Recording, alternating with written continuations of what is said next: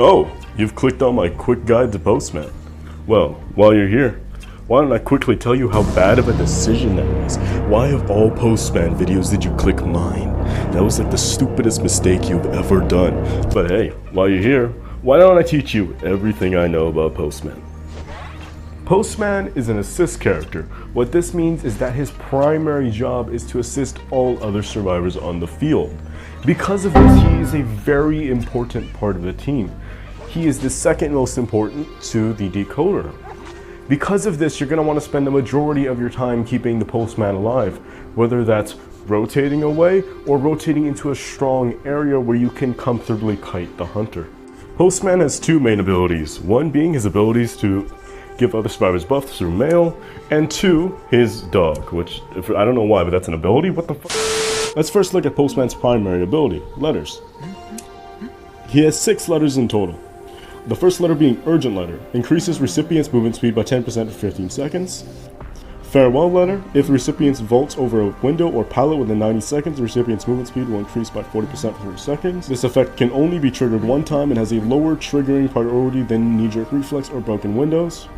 Tranquility Letter increases recipient's decoding speed by 20% for 30 seconds. Bravery Letter increases recipient's rescue speed by 30% and also increases recipient's movement speed by 10% for 180 seconds when near rocket chairs with survivors on it.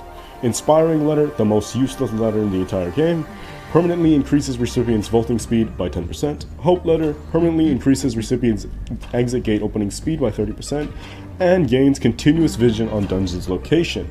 Now, how does this work? Congratulations, you played yourself. Tap on the ability button to enter letter delivery interface and select the recipient and letter type.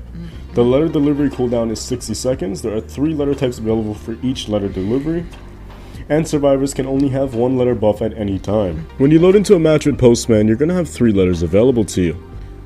There's going to be 2 randomized letters, which for me is Farewell and Inspiring, but there's 1 letter you're guaranteed to have whenever you spawn into a new game, and that is going to be Tranquility.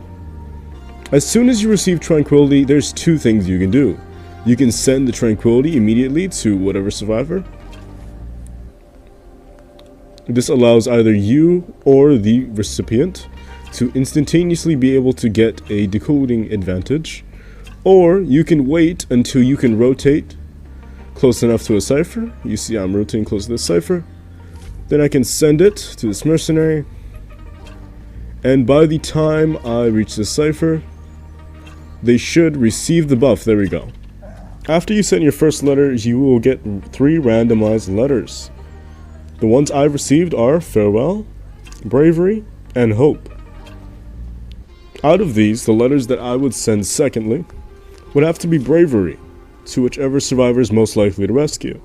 Since I have 3 mercenaries, I can send it to any of them. I want to do a quick talk on the math behind Tranquility. We all know Tranquility is a letter that boosts both recipients' decoding speed by 20% for 30 seconds. Now, a regular cipher without calibrations takes 81 seconds to fully decode. Now, this is with a base survivor. Okay, so I'm going to show the math up on screen, but I'm not going to talk about it because that would take a little while and I don't want to make this last longer than it should, although I'm explaining right now, which is taking a hell of a lot of time. Essentially, Tranquility decodes 14.8%, or in raw seconds, 12 seconds, split by 2 ciphers when 2 survivors with base decoding speed are decoding. Or, per cipher would be 7.4% of the cipher, or seconds would be 6 seconds on 1 survivor with base decoding speed. Each survivor with base decoding would decode their cipher in 75 seconds with a single letter of Tranquility, and this is not even counting calibration. Let's compare that to Female Dancer with 3 accelerated boxes. Counting the placing time, the decoding time, and the pickup time, overall it takes her 77 seconds to decode a cipher, which is still much faster than the base decoding speed of 81 seconds. But even just 1 letter of Tranquility is much faster than Female Dancer with 3 boxes, and it's absolutely nuts. Let's talk about Postman's secondary ability, Pounce. The post dog loves pouncing on new friends. Tap to send the post dog dashing and pouncing towards the direction on the screen.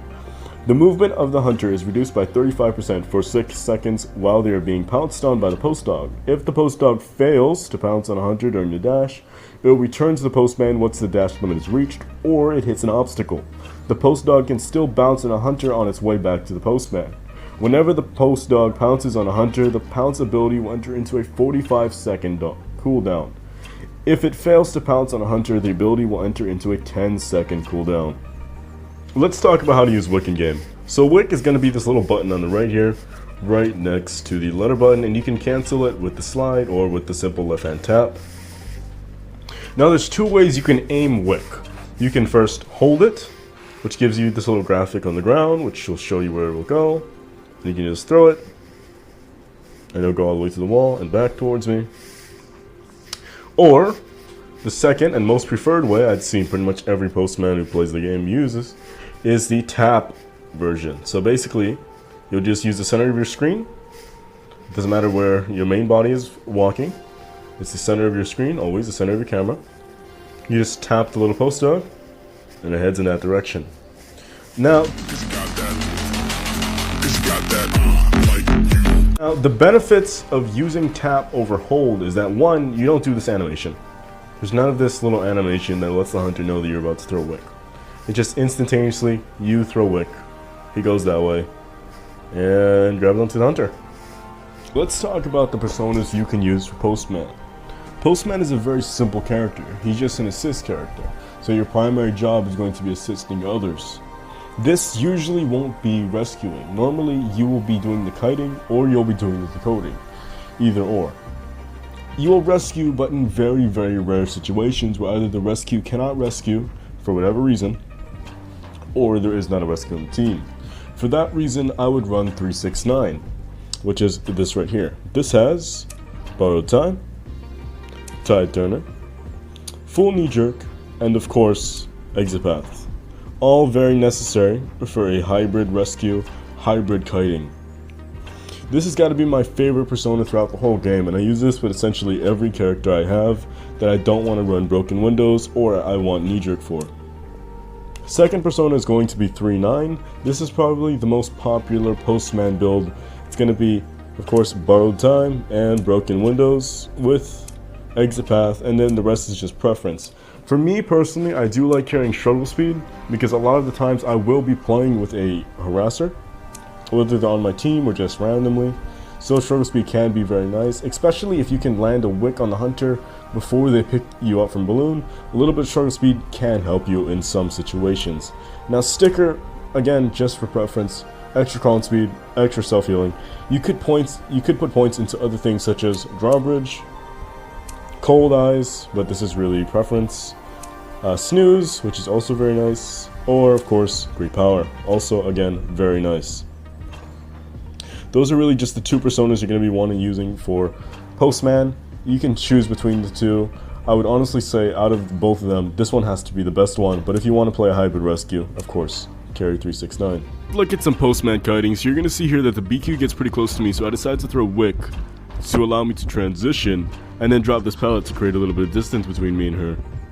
To which she vaults the window. You're going to see me vault into this window. She's going to place a very interesting mirror here. I end up setting a letter mid-kite. You're going to want to pay attention. Make sure you're setting letters mid-kite. You want to be supporting your team. And then here's another clip of me using Wick to transition. Well, that's going to be it for the guide. Thank you so much for watching, and I hope you tune in next time.